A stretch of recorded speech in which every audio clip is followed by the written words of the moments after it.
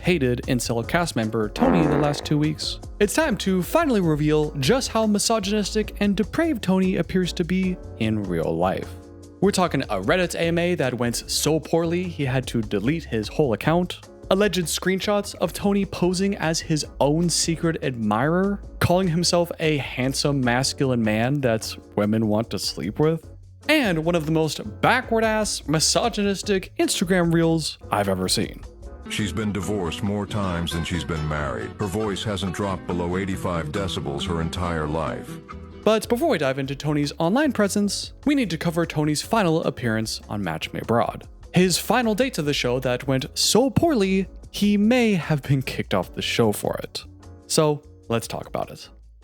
After the first 4 failed dates of the season, Tony meets up with his final date of the season, Thais, a woman who the matchmaker describes as pretty, artistic, wants to settle down and have a family like Tony does, and also like Tony, claims to have high standards for her dating life. When it comes to dating, they both have high standards. So I believed she could work with Tony. Pairing Tony with a woman that has high standards. Not sure that's the strategy I would have gone with. Bit of a bold move there, but let's see how it works out for them. The two of them meet up at a graffiti art gallery kind of place, where the two of them can metaphorically get their hands dirty and do something fun together. And like several of his previous dates, things actually start off pretty well. One of his major concerns going into this date was Tony heard from the matchmaker that this beautiful woman in front of him had, unfortunately, recently cut her hair. Another red flag would be the short hair. That's a huge thing for me. Huge. No short hair. Luckily, Thais can rest well tonight knowing that she's just pretty enough for him to not care. I didn't even recognize how short her hair was because I was so distracted by how beautiful she is. Now, in case you don't know just how monumental this is from Tony, Tony's repeatedly claimed in previous episodes that all men in the world prefer women with long hair because when we see a woman with long hair, we say, wow, this woman really takes care of herself. She's going to be able to take care of the kids. And if that seems like completely made-up logic designed to obscure the fact that he has a shallow appearance-based preference, that's because it is. Total made-up excuse to justify his preferences. But an amazing turn of events, Tony's able to recognize with Thais that actually, you can still be pretty and have shorter hair. Truly some amazing character development here. But things are going okay. The two of them are doing some sketchpad work before they get to the graffiti wall, until the two of them hit their first snag when Thais mentions to Tony that she has 2 dogs. I have like 2 dogs, a Pitbull and a Shih Tzu. Okay. That I'm like extremely attached to them. Oh, okay. It's cool. Uh-oh, spaghetti-o. In case you missed last week's video, Tony believes that any dog owner that allows their animal to share the bed with them is obviously completely mentally ill and needs professional help. She was replacing a dog with a baby and said it was a baby, her baby. She sleeps in the bed with it. Listen, Thais, you're pretty enough for Tony to ignore your short hair, but no woman is pretty enough to excuse loving their dogs. I felt like when I talked about the dogs, that I love dogs, he just gets so excited. But they move past from that, they get to the actual graffitiing part of the graffiti date. And if I'm being honest, I actually really like what both of them made here. Looks kind of goofy and amateurish, but I feel like if that was on a picture frame, I'd actually hang it up around here. I kind of like it. Hey, you can never accuse me of being too biased against Tony. And after they finish their graffiti art, the two of them sit down to talk and get to know each other better.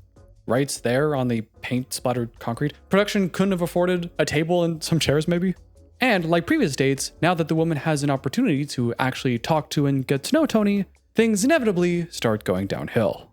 Tony asks Thais what she's looking for in a relationship. Thais says she's looking for someone loyal and honest, and finding that answer is somewhat vague, Tony presses her to be a little more specific. Thais hesitates a little bit and doesn't seem to want to tell him, but after some reassurance that she can't hurt his feelings, she says this. I am always attracted to more hair. Oh, okay. Sorry. Oh, how the tables turn.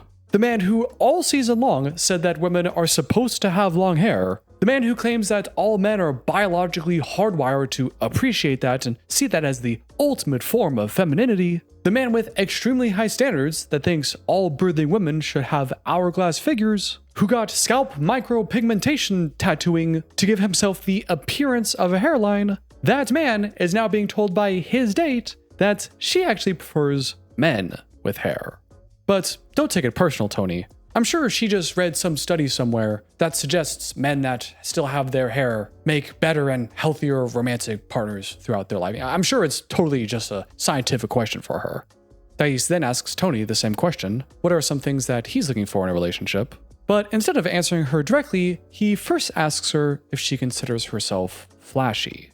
Would you consider yourself like a flashy person? Showing off, like, hey, look at me, I'm cool. Oh boy, that's a loaded question if I ever heard one. Hey, before I tell you what I'm looking for in a partner, I just have to ask, are you a showboating, self-centered, everyone pay attention to me kind of person? I just have to ask, because, you know, you got that diamond in your tooth? Zero. No? No. I just noticed the diamond in your tooth. Oh, okay, so it was one of those questions where you don't actually give a shit what the other person says. You just ask it as an excuse to say what you really want to say after. Have you showered recently? Because you smell like shit. Do you consider yourself a flashy person? Because that diamond is weird. Have you subscribed yet? Because I love you. So Tony asks her about the tooth in her diamond, basically saying how weird he thinks it is, because in America, the only people who have diamonds in their teeth are rappers who wear those removable grills. So her having a diamond in her tooth is like super weird. And after hearing all that, Thais laughs and asks, so you think my piercings are weird then? And Tony tells her straight up, yeah. So you think it's strange, my piercing? I'm not a big fan. Not a big fan. Oh, wow. How rude. Now, do I think Thais was also a little rude for telling him she prefers guys with hair? Yes. I think both of these people would benefit from learning the difference between being honest and sharing something that serves absolutely no purpose other than to make the other person feel bad. But at least with Thais, it's one thing to be asked what you're looking for in a person and mentioning that you typically go for guys with long hair. And maybe when Tony was asked what he's looking for in a relationship, if he answered that by saying he typically doesn't go for women that have a lot of piercings, I think that would be a bit more one-to-one. Again, not a helpful answer by any means. But he didn't do that. He said, before I answer your question, I have to ask, are you flashy? Because this thing about you is fucking weird. You see that difference there? And while that's already pretty rude, the way he so untactfully brought that up and the fact he brought it up directly after she mentioned the hair thing, it feels like he went out of his way to bring up something negative about her to get back at her for emasculating him. I mean, just listen to how he explained how the date went. I believe that she doesn't like me. But to be extremely honest, I don't really care because I don't really like her anymore. I was so distracted by the diamond in her tooth. I don't even know where you go to get a diamond in your tooth. I don't think she likes me, but I don't even like her, so I don't even care. All over a diamond, by the way, that's so small and unnoticeable that anyone watching this video on a phone wouldn't even be able to see it unless I zoomed in. I don't know, man. Sure sounds like a case of sour grapes to me. And after that awkward interaction, their date ends. But Tony's not just over Thais. I'm extremely disappointed in Louisa and her inability to try to find the woman that I want to be with for a long-term relationship. I'm sorry, I thought Louisa was a matchmaker, not a miracle worker. What exactly is Louisa supposed to do again? So far, we've seen Tony reject his dates because one was a DJ, one had arms that were too fat for him, one he just didn't feel the vibe, one of them made the grave mistake of letting her dog sleep on her bed, and now Louisa sucks at her job because Thais has a diamond in her tooth? How is this any of her fault? Was she supposed to anticipate all of these random bullshit nitpicks? To me, if you go to a matchmaker and give them a list and say they have to be in this age range and this color hair, we'll say, and make at least this much money, if she finds you a bunch of matches that meet all your criteria and then you just don't like them for some reason, that's on you. The matchmaker did her job. Maybe you should have been better at anticipating all of your random bullshit preferences and provided Louisa with that ahead of time. None of this makes any sense from Tony's perspective. And it absolutely baffles me that Tony is legitimately trying to shift responsibility and blame onto Louisa for having the impossible gargantuan task of finding an adequate woman that actually likes Tony. And after the date ends, we then get the final scene of Tony on the show, where Louisa agrees to meet with Tony to discuss his final failed date.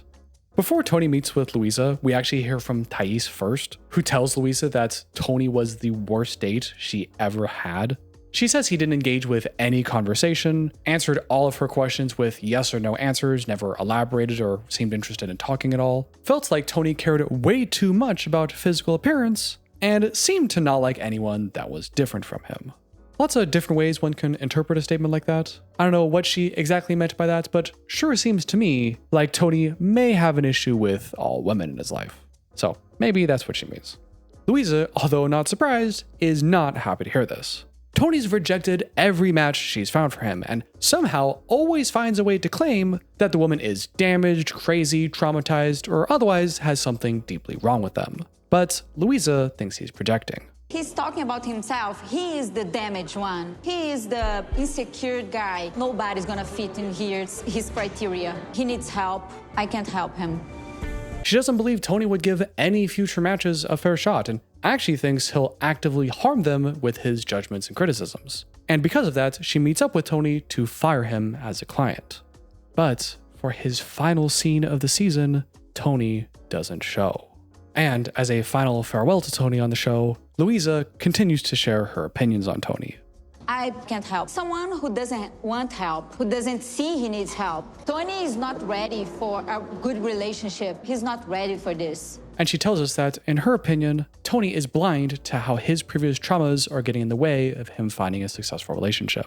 And she believes that Tony is so insecure that he's inventing reasons to reject these women before these women have a chance to reject him. Maybe he knew that matchmaking wasn't going to help him and decided to fire me before I had the chance to do it to him. And their season ends with Louisa wishing Tony the best and hoping he finds his perfect person somehow, some way. And while that may be the end of Tony's appearance on the show, that is not the end of Tony's story. Because after the show ended, I looked him up. The first thing I found on Tony is an AMA he did on Reddit, which, in case you don't know, is essentially a public Q&A event between an audience and, in this case, Tony himself. Now, the first thing you'll notice when you go to this AMA is that this post is deleted and the account Tony was using was also deleted. Not very good. That's usually a sign that the AMA was so wildly unpopular that the person ended up deleting their account and all their comments out of shame. But let's see what we can find.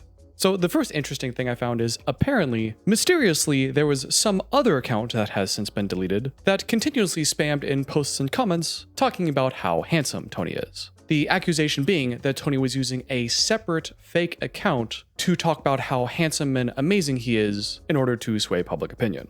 Tony was so cool, even though we didn't talk to him, he's so handsome and masculine. It made us feel safe and have a good time. I think I found my new local crush. We also have this post from the same account called SureLaugh2481, a very legitimate sounding username. I met Tony in Sarasota more than a few years ago. He was so nice, I wanted him to take me home. They don't make men like that anymore. Wow, you so hot Italian-American man. Masculine, sweet, honest. I still want him. Who in the hell actually talks like that? This totally real individual also allegedly said, he's hot, I met him before, big is the pants and the pocket. So we're supposed to believe that Tony has a secret admirer who first met him a few years ago and is still thinking and wishing to be with him to this day, but also met Tony for the first time a few weeks ago and thinks Tony is her new local crush, and then claims she met him at some time and thinks his wallet and pants area is big. It's almost as if this was written by someone who thinks that the only thing women care about is money and appearance. Now who do we know could that describe? Most women want the guy that drives the Ferrari around. I try to depict myself so that I look taller, buffer, richer. Besides that, I looked over the rest of the Reddit AMA and there really wasn't a lot to go off of. Most of the comments have since been deleted, but apparently, when Tony was active in the AMA, all he was repeating over and over again was, "This is a TV show." And while all that handsome Tony stuff looks pretty damning, on the other hand, I thought if everything was a lie, or if Tony thought that he was badly misrepresented by the show, but he couldn't say that because he's under an NDA, I could understand him wanting to go to someplace like Reddit, trying to tell people that it's just a show as a way to sorta kinda save face without breaking his NDA. I don't know. So, still unsatisfied, I kept looking. And all my questions were answered once I found his Instagram. So the first thing we notice from Tony's Instagram account is he lists his job as a universal image consultant. Yes, you heard that right. Tony, the most disliked person in the entire history of this show, who just had to delete his whole Reddit AMA because everyone was dogging on him in the comments, he claims he's an image consultant and hopes people will pay him money so he can coach them on improving their brand image. If that isn't the most ironic thing I've ever heard, or this is a very elaborate troll, in which case Tony might be a genius. But the most damning part is in what he posts. He has 3 pinned posts here, each of them with an AI-generated image of himself. In this one, it's a reel with multiple AI images of himself, wearing fancy suits, claiming he's sponsored by Calvin Klein. He's added them, he's tagged them in the image. He even lists in his bio that he's affiliated with Calvin Klein and State and Liberty. When the fit speaks louder than words, suited up with at State Liberty. Tailored for nights that matter, Calvin Klein, City Skyline, no shortcuts. Tony seems to really like AI videos as well, and frequently posts these videos where he is pretending to be at a table with a bunch of famous movie characters. We got Sam Jackson and John Travolta in Pulp Fiction. I think we got Scarface over there. De Niro in something. I think that's Frank from The Sopranos. Is that guy's name Frank? No, Tony Soprano from The Sopranos. Oh, is that Walter White too? I don't watch a lot of TV. Okay, give me a break. But while all that stuff is kind of goofy and maybe leans a little too much into AI, it's all fun and games as far as I'm concerned. I mean, I don't know if Calvin Klein would really appreciate this, but whatever. Play around, make some videos, post it. That's fine. What's really insightful is all the rest of his posts, which is essentially a flood of old-timey black and white videos where classic man is masculine and does manly things, with an AI voiceover talking about how men are these ultra-rational problem solvers and relishing in the good old days where men had self-respect and were real, actual human beings, unlike today where they're all whipped to the feminist Western female that's keeping us all down. When women trade dignity for attention, men stop valuing commitment, because respect cannot survive in a culture where everything comes cheap. Men build character when they must earn it. Yeah, I think that's enough of that. And these posts go on and on. I mean, you can see it, all the black and white. He's got a few little reposted clips from his time on the show, more AI images of himself and him working out and being inspirational. But what I really wanted to point out was this clip. A video of his matchmaker Louisa from the show in that final scene we saw, where she was sharing her opinion that Tony had some issues he wasn't working on and how that makes him an unviable candidate. That's the video portion. The audio portion is an entire minute-long AI voiceovered rant, essentially saying she's a stupid Karen bitch. She was born with a complaint form in her hand. She's been divorced more times than she's been married. She doesn't leave tips, she leaves suggestions.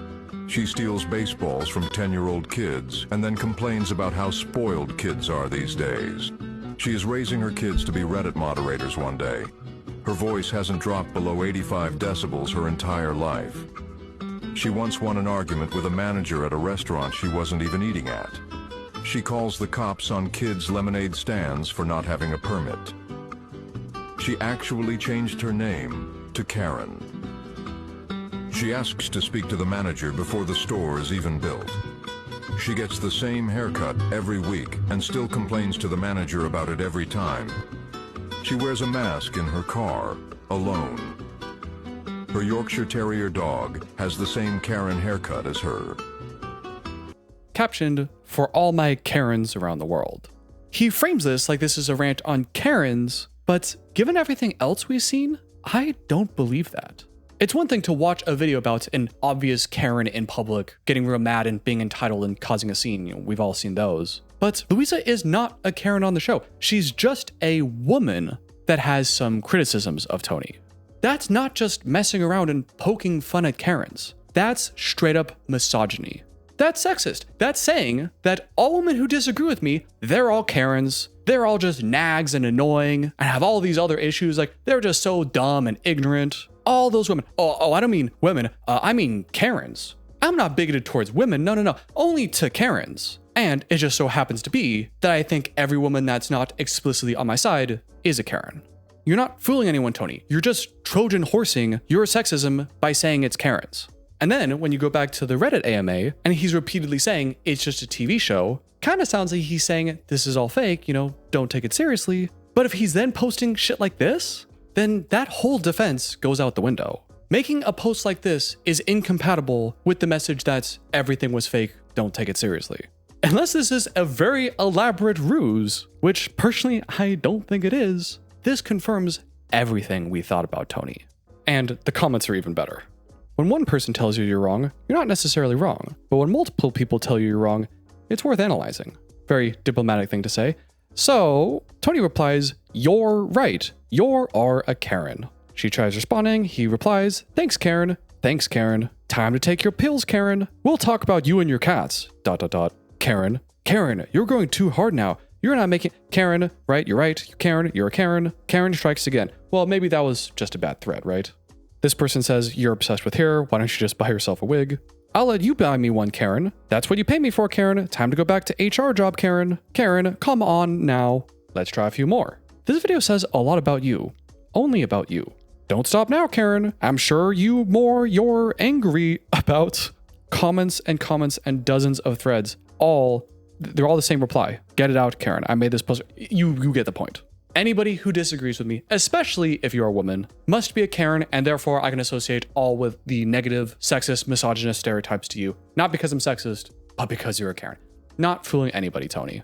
Oh, and one last thing about his Instagram. If you scroll back enough, there was all these posts from the Broward Blueprint podcast, where it's him and a few of his buddies, I guess talking about local Florida stuff or whatever. They're all sitting at a table with mics, which I find kind of funny because if you listen to the audio quality, I don't know if the mics are actually plugged in. But while I was watching it, you can actually see at least two of the people, including Tony, going in and out of some kind of body filter. You see that to their face and like their shoulders. It's kind of popping in and out as the filter is turning on and off. So I just thought that was kind of funny. Even more AI filtering kind of nonsense from Tony, done completely with a straight face. Look, I've gotten about 100 comments in my last few videos, mostly men, defending Tony and calling me an incel, ginger, male feminist, low T, bottom energy, virgin cuck loser. Ironically saying that I, as a married millennial man, don't understand the male experience and how hard men have it. And as egregious and annoying and over the top a lot of these comments are, I don't want to dismiss that. Tony's not a bad guy because he doesn't have success with women. He's not a bad guy for being insecure about his looks or his hairline, or for trying to find out how the complex human mating rituals work. He's not a bad guy because he's lonely and misguided and confused about the world.